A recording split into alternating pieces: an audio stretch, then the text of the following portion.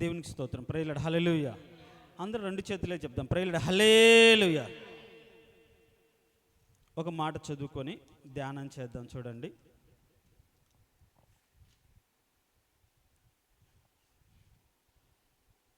Mark సువార్త 16వ అధ్యాయం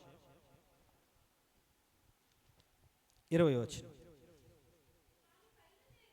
వాళ్ళు బయలుదేరి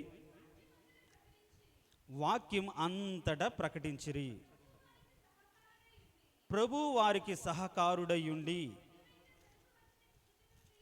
వెనువెంట జరుగుచూ వచ్చిన సూచక క్రియల వలన వాక్యమును స్థిరపరచుచుండెను. దేవునికి స్తోత్రం. హల్లెలూయా చెప్దాం. Praise Lord. హల్లెలూయా. సంఘములో దేవుడు జరిగించే క్రియల గురించి మనం ఆలోచన చేస్తే, ఇప్పటి వరకు వాక్యం ప్రకటించబడింది. దేవునికి స్తోత్రం. హల్లెలూయా. అంటే నా మీద బాధ్యత మోపబడి దేవుడు అప్పచెప్పిన ఈ పరిచర్యలో మన ఆత్మీయ తండ్రి చనిపోయిన తర్వాత దేవుడు రకరకాలైనటువంటి అనుభవాల గుండా దేవుడు నడిపిస్తూ అంతకంతకు ఆత్మీయంగాను, వాక్యపరంగాను, ఆలోచన పరంగాను దేవుడు తన జ్ఞానాన్ని ఇచ్చి చిన్నగా ఈ సంఘాన్ని ఏ ఒక్కరిని కూడా పోగొట్టుకోకుండా క్రీస్తులో నిలపాలి అని దేవుడిచ్చిన ప్రత్యక్షతను బట్టి వాక్యం బోధించడం జరుగుతుంది. దేవునికి స్తోత్రం. హల్లెలూయా. యేసు ప్రభు యొక్క ఆయన చేసిన కార్యం, ఇప్పుడు శిష్యులు వాక్యాన్ని ప్రకటించారు కదా, వారు బయలుదేరి వాక్యం అంతటా ప్రకటించారు. దేవునికి స్తోత్రం. హల్లెలూయా. ప్రకటించబడిన వాక్యాన్ని దేవుడు ఎలా బలపరిచాడు, ఏ విధంగా అనేకులు వాక్యమందు నమ్మకం ఉంచేటట్లుగా దేవుడు చేశాడు అంటే, వాక్యము ప్రకటించిన తర్వాత దేవుడు జరిగించిన సూచక క్రియలు. దేవునికి స్తోత్రం. హల్లెలూయా. మన ఆత్మీయ తండ్రి గారికి దేవుడు గొప్ప కృపావరాలు ఇచ్చాడు. వాస్తవానికి ఆయనకు స్వస్థత వరం ఇచ్చాడు, అద్భుత వరాలు ఇచ్చాడు. దెయ్యాలు పట్టిన వాళ్ళు ఆయన మాట్లాడనివ్వడు, మాట్లాడకుండానే వెళ్ళగొడతాడు. ఎలాంటి వారినైనా దేవుని యొక్క మహాకృపను బట్టి ఆయన ద్వారా దేవుడు గొప్ప గొప్ప కార్యాలు జరిగించాడు. అయితే ఒకానొక సందర్భంలో ఒక మీటింగ్లో వారి ద్వారా జరిగించబడిన కార్యాలను బట్టి వాళ్ళు, దేవుడు నేను ప్రార్థన చేయగా వాళ్ళకి ఇలా జరిగింది, నేను ప్రార్థన చేయగా వాళ్ళకి అది వదిలిపోయింది, ఇది వదిలిపోయింది అని ఒక వ్యక్తి చెప్పిన దానిని బట్టి ఆయన, ఏంటి ఈ వ్యక్తి ఇలా మాట్లాడుతున్నాడు, నేను ప్రార్థన చేస్తే దెయ్యం వదిలిపోయింది, నేను ప్రార్థన చేస్తే స్వస్థత కలిగింది, నేను ప్రార్థన చేస్తే వాళ్ళకి ఇలా జరిగింది అలా జరిగింది అని తన గురించి చెప్తున్నాడు.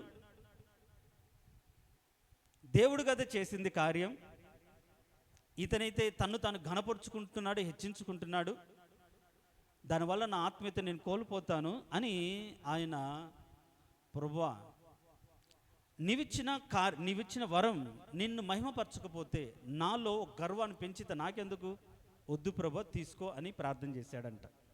ఆయన చెప్పింది సంఘంలో కూడా ఎన్నోసార్లు ఆ మాటని చెప్పింటాడు. ఆయనతో దగ్గర సంబంధం ఉన్న వాళ్ళు చాలామంది కూడా తెలిసి ఉంటుంది. అయితే ఆయన చనిపోయే ముందు కానీ తర్వాత కానీ, నేను చాలా తప్పు చేశానురా, దేవుడిచ్చిన వరాన్ని నేను కాదనుకున్నాను, వద్దనుకున్నాను అని ఆయన కంటే తక్కువగా వయసు ఉన్న ఒక దైవ సేవకుడు చెప్పిన దాన్ని బట్టి తాను తప్పు చేశానని దేవుని సన్నిధిలో ఒప్పుకొని, ప్రభువా మరలా నాకు ఆ వరం అనుగ్రహించమని ప్రార్థన చేశాడంట. ఆయన మాతో చెప్పిన మాటలు. దేవునికి స్తోత్రం. హల్లెలూయా. అప్పటికే వయసు మీద పడింది, కానీ ప్రార్థన చేస్తున్నాడు, కానీ మరి ఆయన ద్వారా ఆ కార్యాలు జరిగేయలేదో నాకు తెలియదు. కానీ దేవుడు ఇచ్చిన వరాన్ని మనం కాదనుకోకూడదు. అది దేవుని నామ మహిమార్థమే, చాలా జాగ్రత్తగా వివేచనతో వాడుకోవాలి అని చెప్పడం జరిగింది. ఎంతైనా ఆయన కడుపున అంటే ఆత్మీయ బిడ్డలం కాబట్టి రక్షణ ముఖ్యము, ఆత్మీయత ముఖ్యము. కష్టాలు, నష్టాలు, బాధలు ఉంటాయి, వాటన్నిటిలో కూడా దేవుని కలిగి ఉండడం ముఖ్యము అని ఆయన నేర్పిన జీవిత సత్యాన్ని బట్టి నేను కూడా మొదట వాక్యం, క్రియలు జరిగినా జరగకపోయినా వాక్యం వినాలి, నేర్చుకోవాలి, దేవునితో సంబంధం కలిగి ఉండాలి. మేలు జరిగినా జరగకపోయినా దేవునితో అనుబంధాన్ని కలిగి ఉండాలి అని ఆలోచనతోనే దేవుని సన్నిధిని కనిపెట్టి లోకి ఇచ్ఛలు వదిలిపెట్టుకొని ఏ విధంగానే సరే దేవునితో ఉండాలి అనే విధంగా మన ఆలోచన విధానం మారాలని నా ఆశతో దేవునిచ్చిన ప్రత్యక్షతను బట్టి మీకు బోధించడం జరిగింది. దేవునికి స్తోత్రం, హల్లెలూయా. అయితే ఈ సంవత్సరమే, ఇది ఈరోజు ఆలోచన కాదు, దాదాపుగా 6 నెలల నుంచి నేను కనిపెడుతూ దేవుని సన్నిధిలో ప్రార్థన చేస్తున్నటువంటి ఆలోచనే. నేను ప్రార్థన చేసుకుంటున్నాను, ప్రభువా మా సంఘంలో కార్యాలు జరగాలి. వాస్తవానికి జాషోంకులకు దేవుడు గొప్ప కృపావరం ఇచ్చాడు. దేవునికి స్తోత్రం, హల్లెలూయా. దేవుడు విడుదల పరిచర్యనిచ్చాడు. ఆయన చేయిపెట్టి ప్రార్థించగానే ఎన్నో దురాత్మలు, ఎంతోమంది స్వస్థత కలిగింది. దేవుడు ఆ విధంగా దేవుడు వాడుకున్నాడు. చాలా గొప్ప గొప్ప కార్యాలు దేవుడు చేశాడు. కానీ వాళ్ళందరూ ఏరి అంటే లేదు, అవసరానికి మాత్రమే ఏ టైంలోనైనా సరే, ఎప్పుడైనా సరే, ఈ అర్ధరాత్రి అయినా సరే ఫోన్లు చేస్తారు. ఇప్పటికైనా సరే ఆదివారం వస్తే నా దగ్గర కంటే జాష్ అంకుల్ దగ్గర ఎక్కువ మంది ప్రార్థన చేయించుకోవడానికి వెళ్తారు. నేను ఏ రోజు కూడా దాన్ని జలసీగా ఫీల్ అవ్వాలి. కారణం ఏంటి? ఎవరికి ఇచ్చిన తలాంతు వాళ్ళు వాడుకోవాలి. దేవునికి స్తోత్రం, హల్లెలూయా. నాకు పాటలు పాడడం అంటే ఇష్టమే, కానీ ఎక్కువ నేను పాటలు ఎప్పుడైనా పాడడం మీరు చూసారా? నేను ఆరాధించడం ఇష్టమే, కానీ బాబ్జీ లైన్లోకి వచ్చిన తర్వాత ఆ బాధ్యతను బాబ్జీకి అప్పచెప్పాను కదా. కారణం ఏంటంటే మనలాంటి ఒకరిని తయారు చేయాలి, అంత మనమే అని ఉండకూడదు. శిష్యులను చేయుడు అని చెప్పాడు దేవుడు. దేవుని సన్నిధిలో నిలబడగలిగి ఆయనలాగా బ్రతికే వాళ్ళని చెయ్యాలి, అంతా మనమే అన్నట్లుగా ఉండకూడదు. నేను కాలేజీలో పనిచేసిన దాదాపుగా ఈ 20 ఏళ్ళలో చాలామంది లెక్చరర్స్ అయ్యారు, ప్రిన్సిపాల్స్ అయ్యారు. కారణం ఏంటి? చాలామందికి నేను ఇన్స్పిరేషన్, అది నేను గర్వంగా చెప్పుకోగలను. టీచర్స్ డే కనిగిరి కానీ పామూరు ప్రాంతంలో పెడితే చాలామంది స్టూడెంట్స్ నా పేరు చెప్పుకుంటారు, మా గురువు గారని. దేవునికి స్తోత్రం, హల్లెలూయా. ఒకానొక సందర్భంలో ఐజక్ బ్రదర్ని కూడా పామూరులో కలిసినప్పుడు, మీరు ఎక్కడ వర్క్ చేశారంటే ఆల్ఫా అంటే, మా బ్రదర్ ఉండారంటే ఆయన మా గురువు గారు, ఆయన ప్రోత్సాహం వల్లనే ఆయన మమ్మల్ని బాగా అంటే మన భాషలో అంటే బలపరిచిన దాన్ని బట్టే ఈరోజు మేము మంచి పొజిషన్లో ఉన్నాం. కనిగిరిలో ఉన్నటువంటి ఒక ఉమెన్స్ కాలేజీ, ఒక డిగ్రీ కాలేజీ, ఒంగోలులో ఉన్న ఇంజనీరింగ్ కాలేజీలో నా స్టూడెంట్సే ప్రిన్సిపాల్స్గా, హెచ్ఓడిస్గా ఉన్నారు. వాళ్ళని ఆ విధంగా మోటివేట్ చేశాను. దేనికి స్తోత్రం, హల్లెలూయా. అంటే సేవకుడు తన పిల్లలు కూడా తనంతటి వాళ్ళుగా ఉండాలని ఆశపడతాడు. నాకైతే ఎలాంటి స్వార్థం లేదు. ఎవరైనా ఎవరి ద్వారా అయినా దేవుడు ఏదైనా కార్యం చేస్తే జలసి, అసూయ అంటూ ఏం లేదు. దేవుడు ఎవరిని ఎలా వాడుకోవాలో, ఎవరి ద్వారా ఏ కార్యం జరిగించాలో అది నేను హృదయపూర్వకంగా నమ్ముతాను. కాబట్టి నేను ఎవరి ద్వారా ఏ కార్యం జరిగినా సరే మనస్ఫూర్తిగా దేవుని స్తుతిస్తాను. దేవునికి స్తోత్రం, హల్లెలూయా. అర్రెర్రే, నేను ఆ రోజు వెళ్ళింటే బాగుండే, నేను ప్రార్థన చేస్తుంటే నా పేరు చెప్పిండే వాళ్ళే, అలాంటిది ఏం లేదు. మనం ఎంతటి వాళ్ళమండి. సో ఇంత గొప్ప పరిచర్య, దాన్ని స్థిరపరిచేటువంటి స్వస్థత పొందిన తర్వాత ఎలా ఉండాలో, ఎలా బ్రతకాలో, ఎలా వారిని కట్టుకోవాలో చాలామందికి తెలియక చాలా ఆత్మలో పొందుకొని దూరం అయిపోయారు. అవసరానికి మాత్రమే దేవుని సన్నిధికి వచ్చి ప్రార్థించి వెళ్ళిపోయారు, ప్రార్థన చేయించుకొని వెళ్ళిపోయారు. కానీ అలా కాకుండా ఒక వారంలో కాకుండా 7 వారాలు వస్తే 7 వారాలలో ముందు వాక్యానుసారంగా వాళ్ళలో ఒక మార్పు, వాళ్ళు మార్చుకున్న దాన్ని బట్టి దేవుడు చేసే క్రియ ఒక పూటలో కాదు.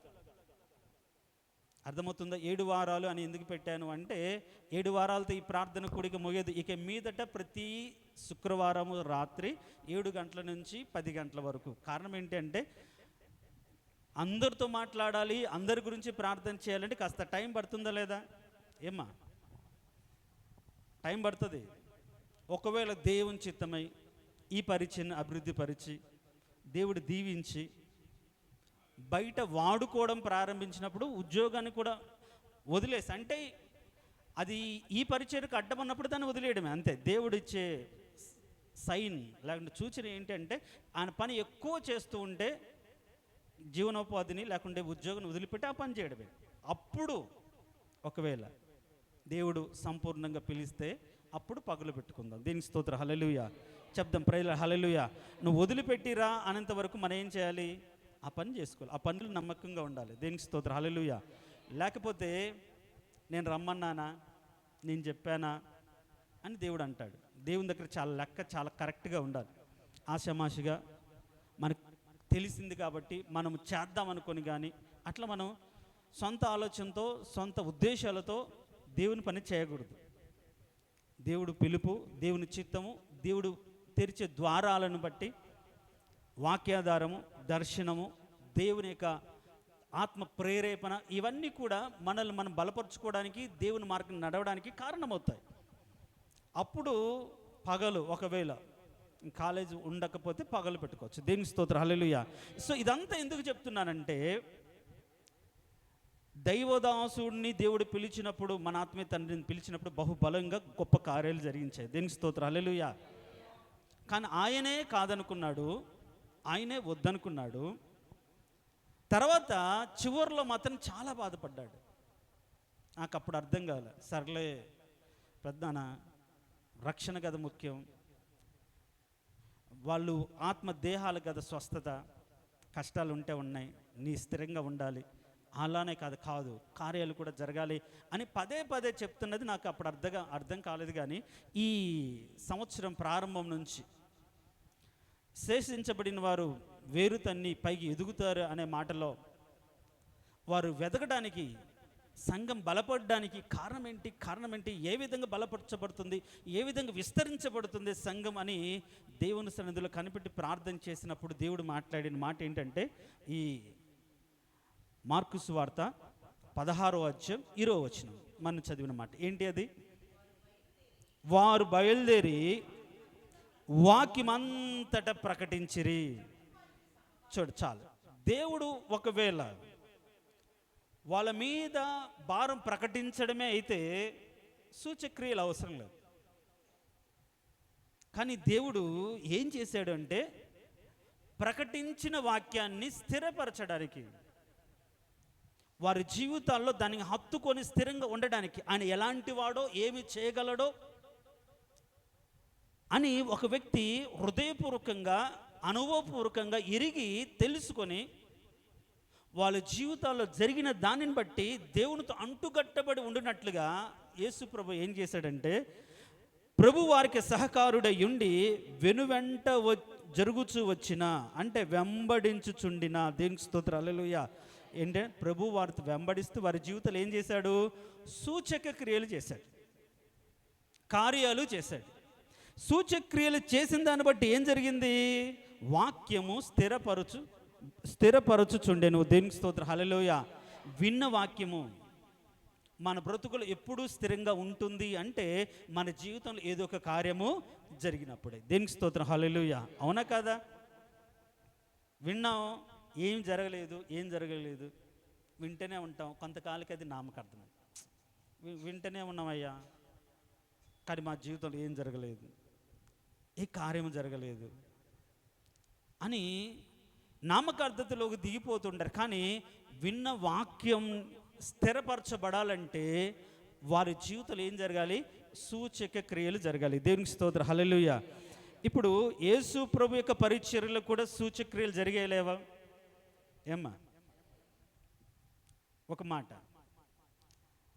యేసు ప్రభు గొప్ప గొప్ప కార్యాలు చేశాడు కాబట్టి చాలామంది ఆయన యందు లక్ష్యం ఉంచారు. అవునా కదా? ఏమ్మా, అంటే ఆకాశ మహాకాశాలను సృష్టించినటువంటి గొప్ప దేవుడు తను రిక్తుడిగా తీసుకొని తగ్గించుకొని మనుషుల మధ్యకు వచ్చి తాను జీవం కలిగిన దేవుణ్ణి ఏదైనా చేయడానికి సమర్థుడైన దేవుడును అని తాను చేసిన కార్యాల ద్వారా తెలియపరుచుకున్నాడు. దేనికి స్తోత్రం, హల్లెలూయా. ఆయన చేశాడు.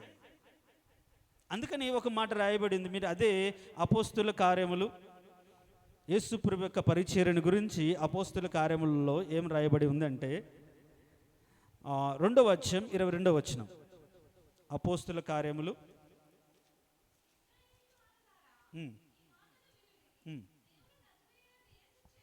చూడండి. దేవుడు నజరేయుడగు యేసు చేత అద్భుతములను మహత్కార్యములను సూచక క్రియలను మీ మధ్యన చేయించి ఆయనను తన వలన మెప్పు పొందిన వానిగా, దేనికి స్తోత్రం, హల్లెలూయా. నజరేయుడైన యేసు, యేసు అనే పేర్లు చాలామందికి ఉంటుంది. బర్రు యేసు, తర్వాత చాలామంది బైబిల్లో యేసు అని పేరు కలిగిన వాళ్ళు ఉన్నారు. ఎందుకని నజరేయుడైన యేసు అంటే అది ఆయన నామం ఆ విధంగా స్థిరపరచబడింది.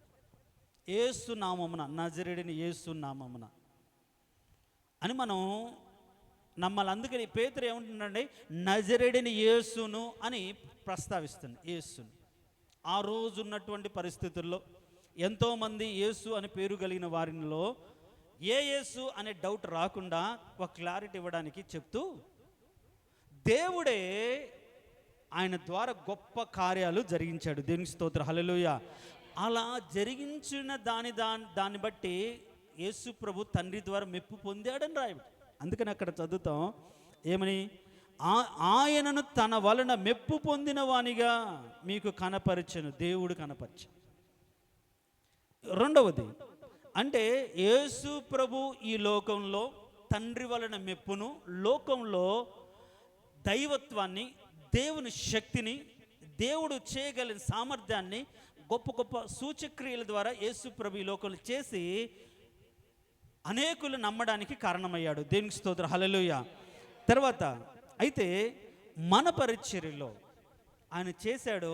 అందుకనే నాకంటే మీరు గొప్ప కార్యాలు చేస్తారు అన్నాడా లేదా ఏమ్మా? ఆయన నమ్మిన వారు గొప్ప కార్యాలు చేస్తాడు.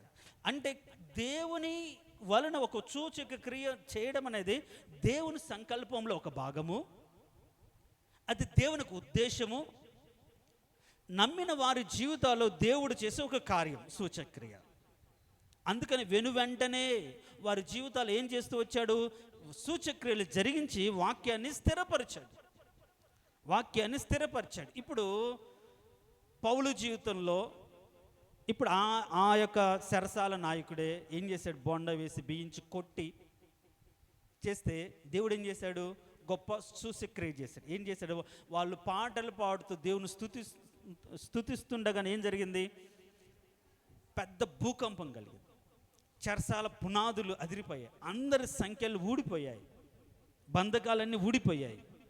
ఇప్పుడు బంధకాలన్నీ ఊడిపోయి భూకంపం వచ్చేటప్పటికి ఈయన భయపడి వీళ్ళు ఎవరు కనిపించకపోతే అందరు కూడా వెళ్ళిపోయారేమో, అందరు బంధకాలు ఊడిపోయాయి అనుకొని తను చంపుకోబోతున్నప్పుడు పౌలు మాట్లాడాడు.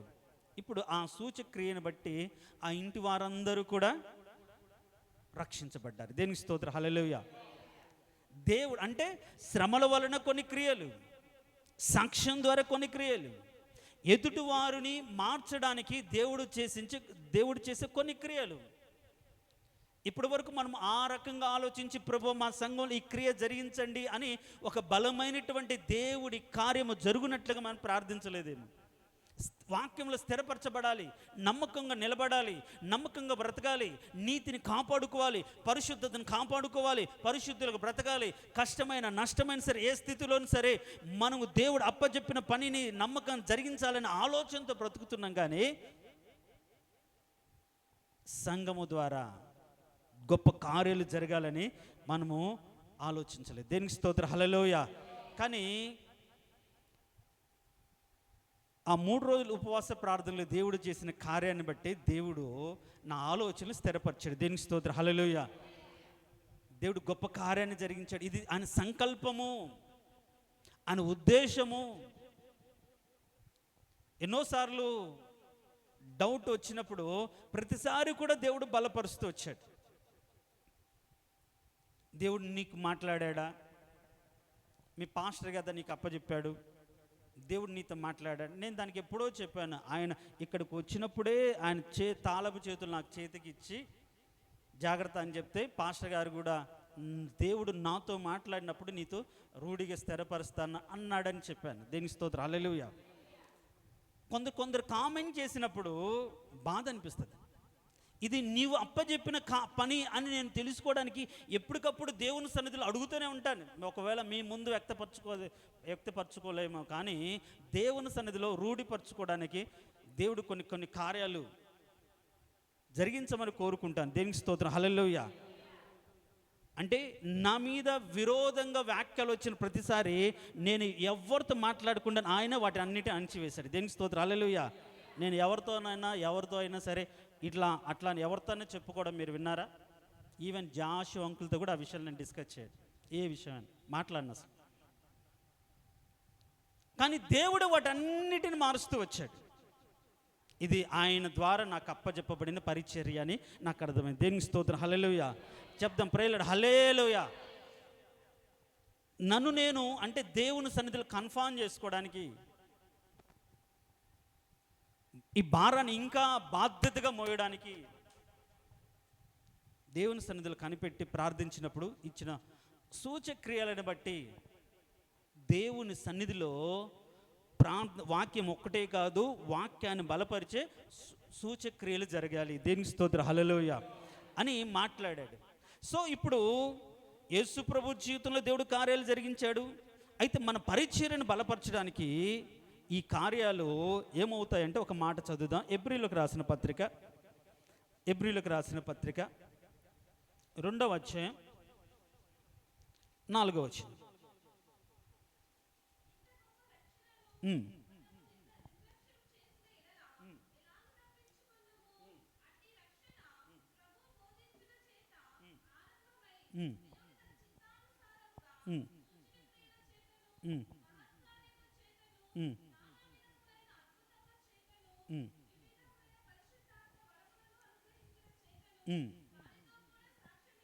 వారితో కూడా సాక్ష్యమిచ్చుచుండగా వినిన వారి చేత మనకు దృఢపరచబడింది. దేనికి స్తోత్రం, హల్లెలూయా.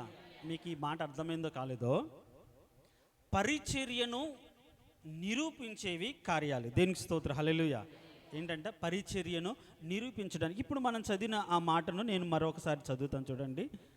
రక్షణ ప్రభు బోధించుట చేత ఆరంభమై దేవుడు తన చిత్తానుసారముగా సూచక్రియల చేతను మహత్కారముల చేతను నానా విధములైన అద్భుతముల చేతను వివిధములైన పరిశుద్ధాత్మ వరములను అనుగ్రహించుట చేతను వారితో కూడా సాక్ష్యమిచ్చుచుండగా, అంటే పరిచర్యలో దేవుడు ఏం చేస్తాడు అంటే మహత్కార్యాల చేతను ఆ అద్భుతముల చేతను పరిశుద్ధాత్మ వరముల చేతను అనుగ్రహించిన దాన్ని బట్టి మనకేం చేస్తాడు అంటే మనల్ని దృఢపరుస్తాడు, మన పరిచర్యను దృఢపరుస్తాడు. దేవునికి స్తోత్రం, హల్లెలూయా. ఇప్పుడు ఆది సంఘంను దేవుడు దృఢపరిచాడు.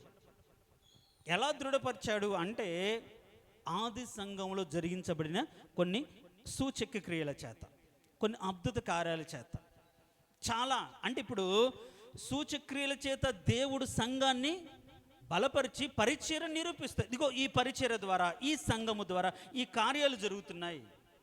ఇక్కడ ఇలాంటి గొప్ప కార్యం తన చిత్తానుసారంగా, అది ఎవరి ద్వారా అయినా కానీ ఎవరి వలన అయినా కానీ దేవుడు ఈ కార్యాలు జరిగిస్తున్నాడు అని అనేకులకు తెలిసి ఈ పరిచర్య ఫలాని పరిచర్యని దృఢపరుచున్నట్లుగా నిరూపించినట్లుగా దేవుడు కొన్ని గొప్ప కార్యాలు జరిగిస్తాడు. దేవునికి స్తోత్రం, హల్లెలూయా.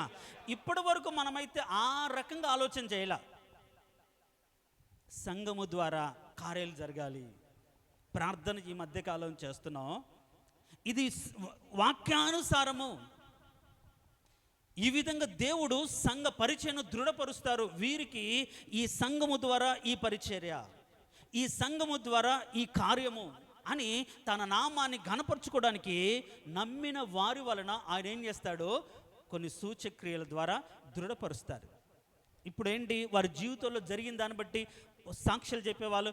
నేను సంఘంలో ఈరోజు ప్రార్థన చేసుకున్నప్పుడు దేవుడు ఈ సంఘంలోకి వచ్చిన తర్వాత దేవుడు ఈ కార్యం నా జీవితంలో చేశాడు అన్న దాన్ని బట్టి వాళ్ళని దృఢపరిచి మన పరిచర్యను నిరూపిస్తాడు. ఓ, ఇక్కడ జరుగుతున్న పరిచర్య ద్వారా దేవుడు ఈ కార్యాలు జరిగిస్తున్నాడు, ఈ క్రియలు చేస్తున్నాడు, ఇక్కడికి వెళ్తే ఇలా ఉంటుందని అనేకులకు తెలియనట్లుగా, అనేకులు చేర్చబడినట్లుగా దేవుడు ఏం చేస్తాడంటే సూచక క్రియల ద్వారా పరిచర్యను ఏం చేస్తాడు, నిరూపిస్తాడు. దేనికి స్తోత్రం, హల్లెలూయా చెప్దాం, ప్రైజ్ లార్డ్, హల్లెలూయా.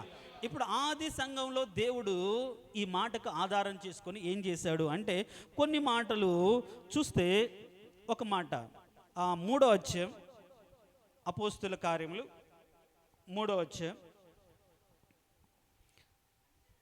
ఇప్పుడు ఇక్కడ కుంటివాడైన, పుట్టినది మొదలు కుంటివాడైన ఒక వ్యక్తిని పేతురు యోహాను స్వస్థపరిచారు. అయితే చూడండి, ఇక్కడ స్వస్థపరిచిన తర్వాత దేవుడు వారి జీవితంలో గొప్ప కార్యాలు అనేక మందిని వారితో కూడా చేర్చినట్లుగా మనం చూస్తాం. స్వస్థతపరిచాడు. చూడండి,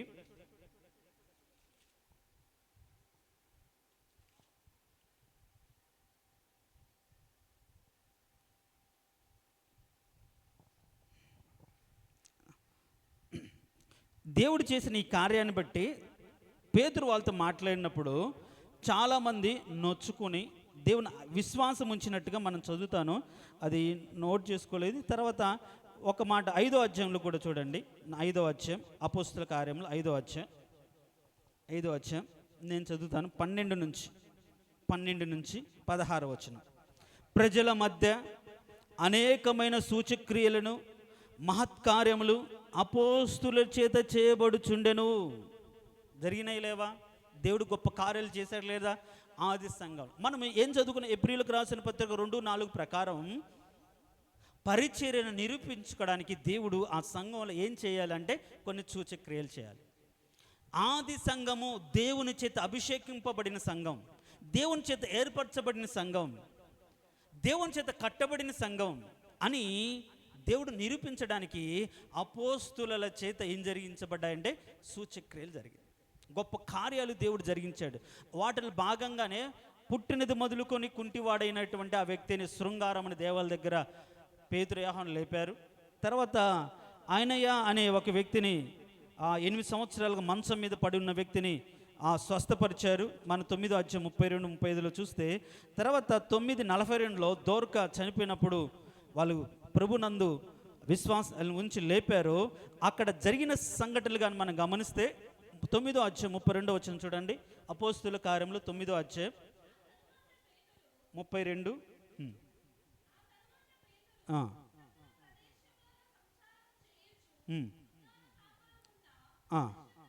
35వ వచనం చదువమ్మా. 34 చదివితే, ఇప్పుడు అతను చనిపోయి ఉంటాడు. అప్పుడు పేతురు ఆయనయు, యేసుక్రీస్తు నిన్ను స్వస్థపరచుచున్నాడు, నీవు లేచి నీ పరుపు నీవే పరుచుకుని అతనితో చెప్పగా వెంటనే అతడు లేచెను. దేవునికి స్తోత్రం, హల్లెలూయా. ఇప్పుడు దేవుడు చేసిన ఈ సూచక క్రియను బట్టి ఏం జరిగింది? అక్కడ లుద్దలోను షారోనులోను కాపురున్న వారందరూ అతను చూచి ప్రభు తట్టి తిరిగిరి.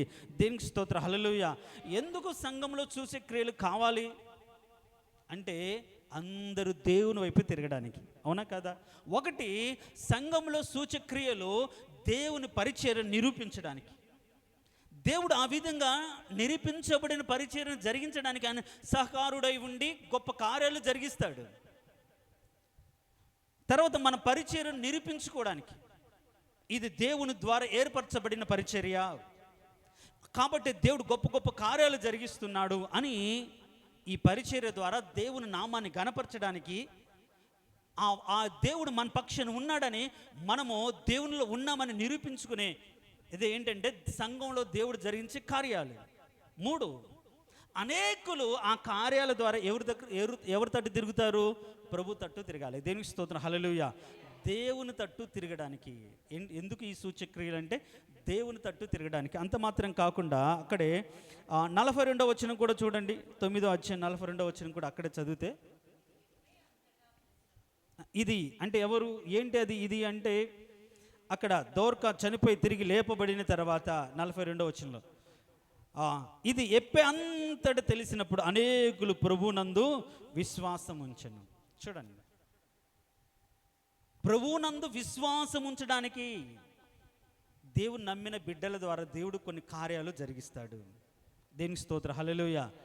కాబట్టి ఈ పరిచర్య, మన మందిరంలో ఈ పరిచర్య ద్వారా ఏం కలగాలంటే శారీరక స్వస్థత కావాలి, ఆత్మీయ స్వస్థత కావాలి. దేవునికి స్తోత్రం, హల్లెలూయా.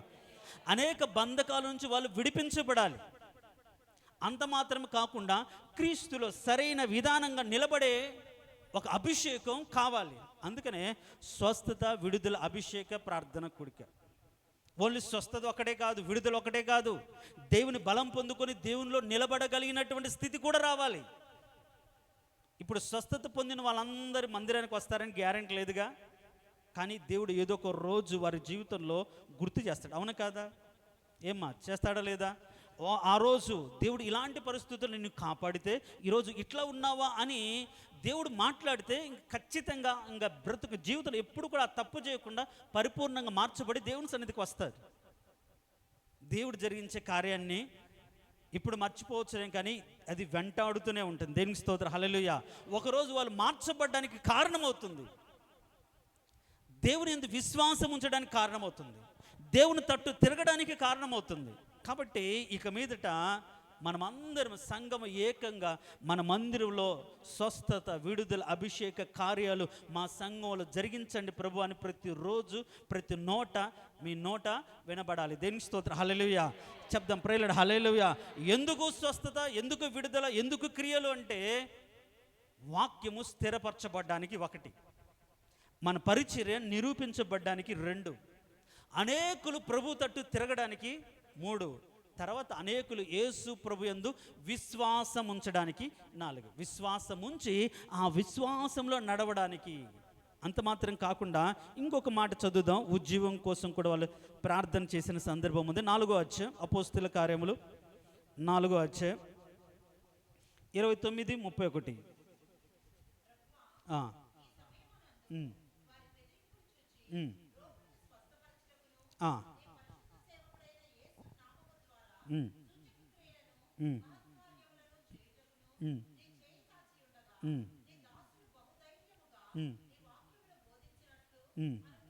చాలు. ఎప్పుడైతే దేవుడు మందిరములో గొప్ప గొప్ప కార్యాలు జరిగిస్తారో బోధించే వారికి కూడా ఒక ధైర్యం వస్తుంది. అవునా కదా? దేవునికి స్తోత్రం, హల్లెలూయా. బోధించే వారికి కూడా ఒక ధైర్యం వస్తుంది. నేను హైదరాబాద్లో ఉన్నప్పుడు అక్కడ మేరమ్మ అంటే ఒక ఆమె, వినయ్ పాస్టర్ దగ్గర 2 సేవకురాలు ఉంటారు. ఒక అమ్మాయి పేరు గ్లోరీ, ఇంకొక అమ్మాయి పేరు మణి. వాళ్ళు మనస్ఫూర్తిగా దేవుని సమర్పించుకుని వచ్చినారు. ఈ గ్లోరీ అనే అమ్మాయికి గుండెలో రంధ్రం, చిన్నప్పటి నుంచి రంధ్రం ఉంది కాబట్టి బలహీనురాలు. వాళ్ళమ్మ 9వ తరగతి ఉన్నప్పుడే సేవకు అప్పచెప్పేసింది, సమర్పించేసింది. ఇంకా ఆ అమ్మాయిని వినయ్ తెచ్చుకొని పెంచి ఆ కార్యక్రమం నేర్పించి ఇంకా అక్కడ ఉన్న పరిచర్య అంతా కూడా వాళ్ళే చేస్తూ ఉండేవారు. అయితే అమ్మాయికి ఎప్పుడు పడితే అప్పుడు నీరసం వచ్చేది, బాధ వచ్చేది, ఇబ్బంది అనిపించేది. అయితే ఆ సంఘంలో ప్రవచనం చెప్పి ఒక అక్క ఉండేది, ప్రవచనం.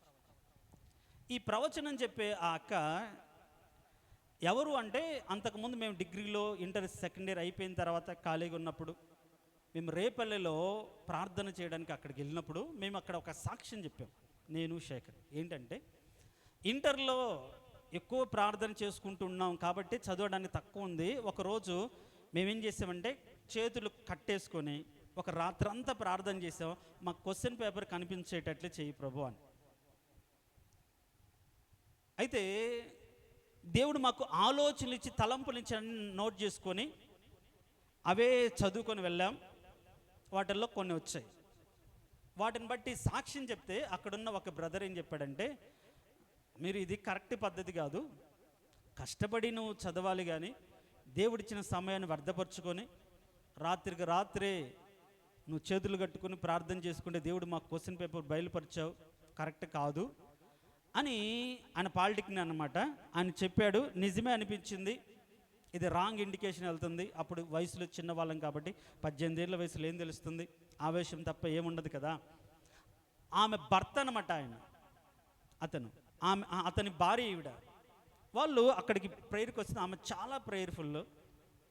అయితే ఒకరోజు ప్రార్థనలో అన్ఎక్స్పెక్టెడ్గా ఆమె ప్రవచన వరం చెప్తూ, నా సహోదరుడ రవి, నేను నీకు స్వస్థత వరాన్ని ఇస్తున్నాను, నువ్వు ధైర్యంగా ఆ కార్యాన్ని జరిగించు అని ప్రవచించింది. దేనికి స్తోత్రం, హల్లెలూయా.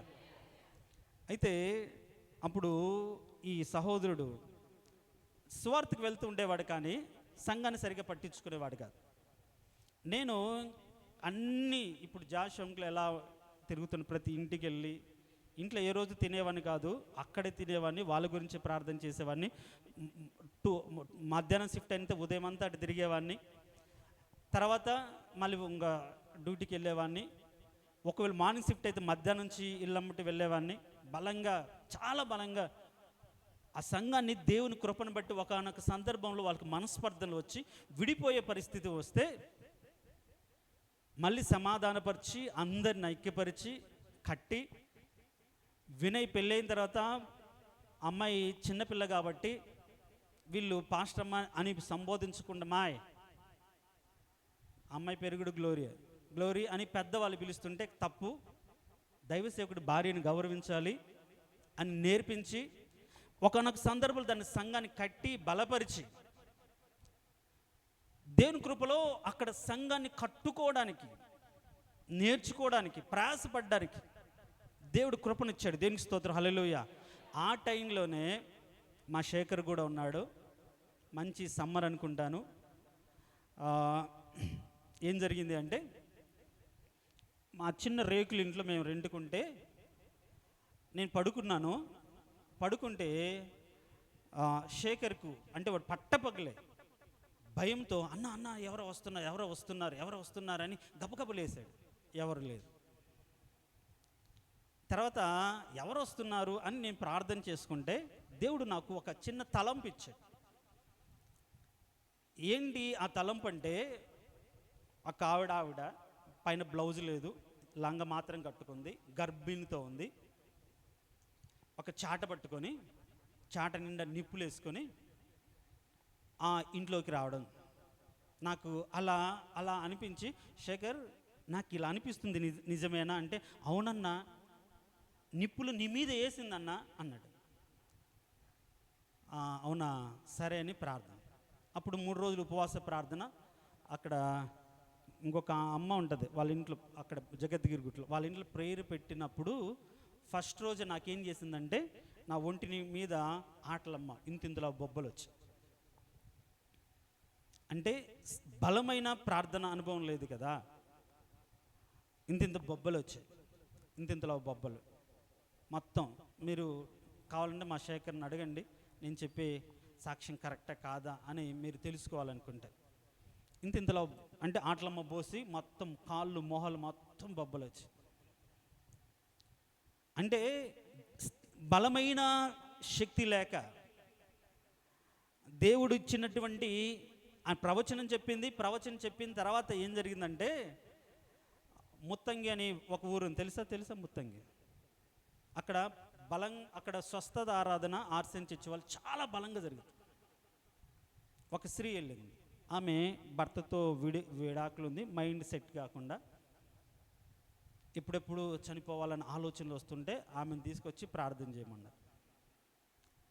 నేను ఏం చేశానో తెలుసా, ఆమె మీద చేయించి ప్రార్థన చేశాను. ప్రార్థన చేసిన తర్వాత ఆమెకు అంతకుముందే పోయిన నెల ముందే ఆమెకి ఇదే ఆటలమ్మ వచ్చిపోయింది. నేను ప్రార్థన చేసిన తర్వాత ఆమెకు కొద్దిగా నెమ్మది ఇచ్చింది. తర్వాత 3 రోజుల్లోనే నాకు ప్రభావం చూపి. అప్పుడు వినయ్ ఏమన్నాడంటే, నువ్వు ప్రవచనం చెప్పింది కదా అని చేతులు పెట్టావు, కరెక్ట్ కాదు, నువ్వు అభిషేకం పొందాలి, మన ఇద్దరం ఒకటి కాబట్టి నేను నీకు అభిషేకించకూడదని ఏంటంటే ఆయన పేరు చనిపోయాడు, బోడబండలో ఉంటారు ఆయన, జీసస్ టబర్నాకిల్ మినిస్ట్రీస్ అని, ఆ ఫొటోస్ కూడా ఉన్నాయి నా దగ్గర. ఆయన దగ్గర తీసుకెళ్ళి ఇలా బలంగా వాడబడుతున్నాడు, పరిచర్యలో కూడా నాకు ఉపయోగకరంగా ఉంటున్నాడు, దేవుడు ఇలాంటి కృపనిచ్చాడు, ఈ మధ్య ఇలా జరిగింది అంటే దేవుడు నీకు ఇచ్చాడేమో, కానీ నువ్వు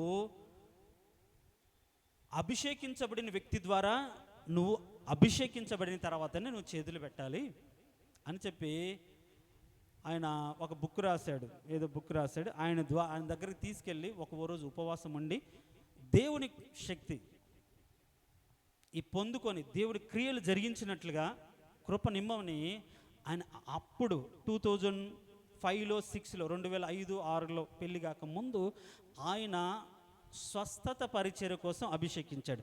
దేవునికి స్తోత్రం, హల్లెలూయా. అయితే తర్వాత ఆ ఉద్యోగం అప్పుడు ఉంటుంది, ఏర్పడిన కొన్ని పరిస్థితులను బట్టి, కొన్ని ఆలోచనలు బట్టి ఏం చేసింది, దాన్ని నిర్లక్ష్యం పరిచి, ఇప్పుడు ఇక్కడ జరుగుతున్నాయి కాబట్టి కార్యాలు, దేవుడు వాడుకుంటున్నాడు కాబట్టి అక్కడ ఉండాలన్న ఆలోచన ఉంది. తర్వాత అక్కడ షాలోమ్ గాజుల రామారంలో ఒక రిటైర్డ్ ఎస్ఐ చర్చి పెట్టుకొని, నువ్వు సండే అక్కడికి వెళ్ళాయా, బుధవారం ఇక్కడ స్టడీ జరుగుతుంది, వచ్చి నడిపించు అన్నాడు. బుధవారం శుక్రవారం వెళ్ళి ప్రేయర్ నడిపించేవాడిని. ఒక వారం కుదురుతుంది, ఒక వారం కుదరనట్టు, షిఫ్ట్ డ్యూటీ కదా. ఆయన నా దగ్గర ఒక బైబిల్ డిక్షనరీ ఉంటుంది, ఆయన ప్రకాష్ రాజు గారు అని, ఆయన నాకు ఏమిచ్చాడు, గిఫ్ట్గా ఇచ్చాడు ఆయన సంఘంలో పరిచర్య చేయడానికి. ఆయన ఇక్కడ ఉండు, నీదని నువ్వు చేసుకో అని ఆయన బలవంతం చేస్తుండేవాడు. నేనైతే ప్రార్థన చేసుకుంటున్నాను, దేవుని చిత్తం అయితే చేస్తానయ్యా, లేకుంటే లేదు అని.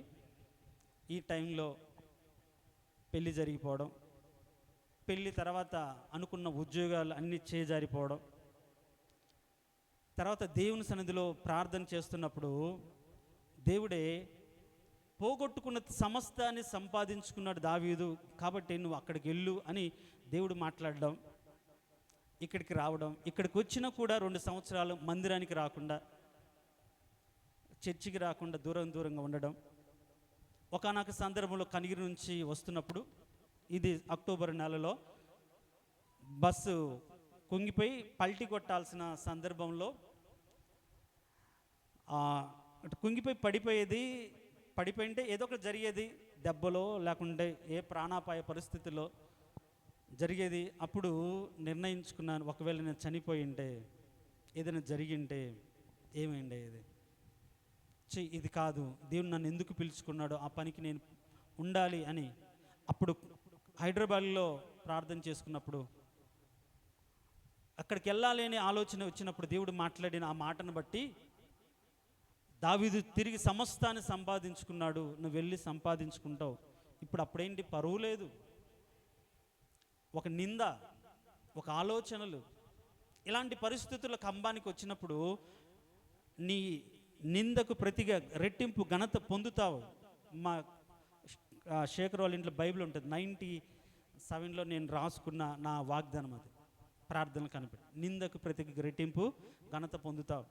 ఇవన్నీ ఆలోచన చేసుకొని వచ్చిన తర్వాత దేవుడు, అప్పటికి ఇక్కడ ఒక సహోదరుడు సహకారిగా ఉన్నాడు.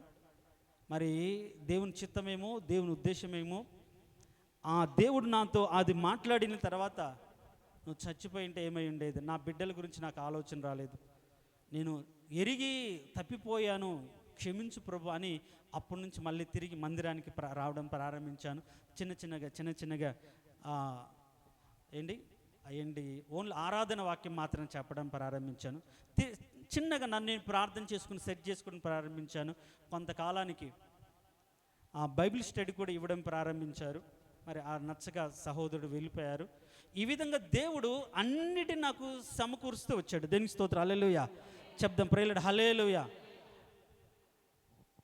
దేవుడు అన్నిటిని సమకూరుస్తూ వస్తూ ఈ స్వస్థత విడుదల విషయంలో నేను పాస్టర్ గారి లాగా అది కాదులే, వాక్యం బాగా నేర్చుకొని స్థిరపరిచి దేవుని ఎదుట నిలబెట్టగలిగిన స్థితిలో ఉంటే చాలులే అనుకుంటున్నప్పుడు దేవుడు అలా కాదు, సంఘం అభివృద్ధి పొందాలి అంటే, సంఘం బలపడాలి అంటే, సంఘం విస్తరించబడాలి అంటే, సంఘానికి అనేకులు రావాలంటే సంఘములో కొన్ని కార్యాలు జరగాలి అని చెప్పాడు. దేవునికి స్తోత్రం, హల్లెలూయా చెప్దాం, హల్లెలూయా. సో ఈ స్వస్థత పరిచర్య, ఈ వరం అనేది దేవుడు ఈ రోజుగా దాదాపుగా 2006 ఆ సంవత్సరాల్లో దేవుడు ఇచ్చిన వాగ్దానం. దేవునికి స్తోత్రం, హల్లెలూయా. దేవుడు అప్పుడు కార్యాలు చేశాడు. తర్వాత అభిషేకం పొందిన తర్వాత ఈ గ్లోరీ అనే అమ్మాయికి ఎప్పుడంటే అప్పుడు వచ్చేది, దేవుని సన్నిధిలో ప్రార్థన చేసినప్పుడు స్వస్థత ఇచ్చాడు. తర్వాత ఒక ఆమె దెయ్యం పట్టిన ఆమె ఏంటంటే ఎక్కిళ్ళు, ఇక్కడ కూడా ఒక అతను వచ్చాడు, ఇప్పుడు కాదు, ఎప్పుడో మీకు తెలుసో లేదు, ఒక నైట్ ఆల్ నైట్ ప్రేయర్కి వచ్చారు, మీకు గుర్తుందో లేదు. అలాంటి ఆమెను తీసుకొని వస్తే వినయ్ లేడు, మేమందరం కలిసి ప్రార్థన చేసినప్పుడు దేవుడు కార్యం జరిగించాడు.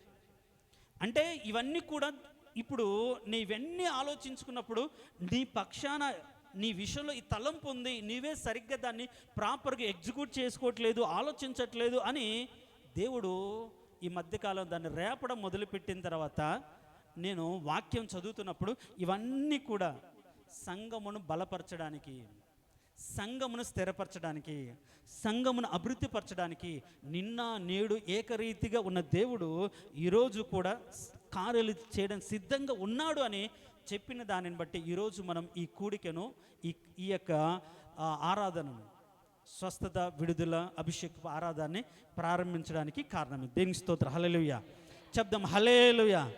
సో వీటన్నిటిని బట్టి మీకు ఏమర్థమైందో నాకు తెలియదు, కానీ నాకైతే ఒక బలమైన నమ్మకం, మన సంఘము ద్వారా దేవుని ఘనపరిచే గొప్ప కార్యాలు ఆయన చేయబోతున్నాడు. దేవునికి స్తోత్రం, హల్లెలూయా దేవునికి స్తోత్రం, హల్లెలూయా దేవునికి స్తోత్రం, హల్లెలూయా. అలా కార్యాలు జరిగించిన దాన్ని బట్టి సంఘం అభివృద్ధి పొందుతుంది, అనేకులు దేవుని విశ్వసిస్తారు, అనేకులు దేవుని వైపు తిరుగుతారు. దానికి మనంతట మనం చేయవలసింది ఏంటి అంటే, నేను పెట్టుకున్న నియమం ఏంటంటే, ఎలాంటి వారి జీవితాలైనా సరే 7 వారాలు మందిరానికి రెగ్యులర్గా వస్తే ఖచ్చితంగా దేవుని సన్నిధిలో పోరాడి వాళ్ళ విషయంలో దేవుని తలంపు, దేవుని చిత్తము, విడుదల, స్వస్థత ఏదైనా సరే ఆయన ద్వారా జరిగించాలి అని ఆశపడుతున్నారు. దేవుని స్తోత్రం, హల్లెలూయా. అందుకనే 7 వారాలు అని ఒక ఫాలోఅప్ రికార్డ్ అని రాసి, ఈ వారం ఏం జరిగింది, నువ్వు ప్రార్థన రిక్వెస్ట్ రాసి పెట్టావు, దాని గురించి ఈ వారం అంతా చేసిన దాన్ని బట్టి నీ జీవితంలో ఏం జరిగిందో వచ్చే వారం అది మిమ్మల్ని అడిగినప్పుడు సాక్ష్యంగా చెప్తే నేను అది రికార్డు చేసుకున్నాను. 2వ వారం, 3వ వారం, 4వ వారం, 5వ వారం, 7 వారాల్లో దేవుని యొక్క కార్యం మీ జీవితంలో జరగాలి. 7 వారాలు మందిరికి వచ్చిన దాన్ని బట్టి, వాక్యం విన్న దాన్ని బట్టి మార్చుకుంటాం. దేవునికి స్తోత్రం, హల్లెలూయా. మార్పు ఉంటుంది, దేవుని కార్యాలు జరుగుతాయన్న ఆలోచనతోనే ఖచ్చితంగా ప్రతి ఒక్కరూ కూడా రెగ్యులర్గా, అందుకని ఏ రోజు ఏ వారం వచ్చో ఆ వారం డేట్ ఏంటి, దేవుడు ఆ వారం దేవుడు నీకు చేసిన కార్యం ఏంటి అని రికార్డెడ్గా అనేకులకు నమ్మకాన్ని కలిగించే విధంగా, మన దేవుడు జీవం కలిగిన దేవుడు, ఆశ్చర్యకరుడైన దేవుడు, గొప్ప కార్యాలు జరిగిస్తాడు నమ్ము అని అనేకులకు నమ్మడానికి రికార్డెడ్గా ఆ ఫామ్ క్రియేట్ చేసాం. కొందరు నవ్వుకోవచ్చు, కొందరు వెటకారం ఆడవచ్చు, కొందరు దాని గురించి రకరకాలుగా చర్చించుకోవచ్చు. నేను ఏం పట్టను, దేవుడు నా హృదయంలో మీ మధ్యలో తన్ను నిరూపించడానికి దేవుడు నాకు ఇచ్చిన ఈ గొప్ప అవకాశంగా నేను ఫీల్ అవుతూ, మీరు మనస్ఫూర్తిగా మీ యొక్క బాధ ఏంటో హృదయపూర్వకంగా మీరు రాసివ్వండి. దాని గురించి ఈ 7 వారాలు ప్రార్థన చేస్తాం. అంటే 7 వారాలు అంటే ఈ 7 వారాలు కాదు, వచ్చే వారం వచ్చారనుకో వాళ్ళ గురించి రెగ్యులర్గా వాళ్ళు ఒక 7 వారాలు, ఆ పై వారం మన వాళ్ళకి బయట వాళ్ళు వచ్చిన వాళ్ళు, అట్లా వాళ్ళందరూ రెగ్యులర్గా ఈ ప్రేయర్ జరుగుతూనే ఉంటుంది. మీ జీవితంలో దేవుడు చేసిన కార్యాలను సాక్షార్థకరంగా మీరు చెప్పి, ఇదిగో ఇక్కడ నేను చేసిన దాన్ని బట్టి ఆ స్త్రీని నేనే అని మీరు సాక్ష్యం చెప్పినట్టు గొప్ప కార్యాలు దేవుడి సంఘంలో జరిగిస్తే మీ విశ్వాసం బలపరచబడుతుంది. సంఘము ద్వారా దేవుడికి చేసిన కార్యాలను బట్టి ఆయనకు మహిమ కలుగుతుంది. సంఘంలో అనేక మంది ఇక్కడ ఆయన ఉన్నాడని రావడానికి అవకాశం ఉంటుంది. దేవునికి స్తోత్రం, హల్లెలూయా. ఈ పరిచర్యను దేవుని నామ మహిమార్థమై ఈ రీతిగా జరిగించునుగాక. ఆమెన్, ప్రైజ్ ది లార్డ్, హల్లెలూయా. కాబట్టి మనమందరము కూడా ఈ గేట్ ఆఫ్ హెవెన్ ప్రార్థనా మందిరం ద్వారా దేవుడు గొప్ప సూచక్రియలు, గొప్ప మహత్కార్యాలు దేవుడు జరిగించినట్లుగా, మన మధ్యలో ఆయనే ఉండి జరిగించినట్లుగా మనస్ఫూర్తిగా మీరు ప్రార్థన చేయండి. దేవుడు గొప్ప కార్యాలు మన మధ్యలో జరిగిస్తాడు. దేవునికి స్తోత్రం, హల్లెలూయా. తలలో ఉంచుండి ఒక చిన్న ప్రార్థన చేసుకుని తర్వాత కార్యక్రమానికి మనం వెళ్దాం.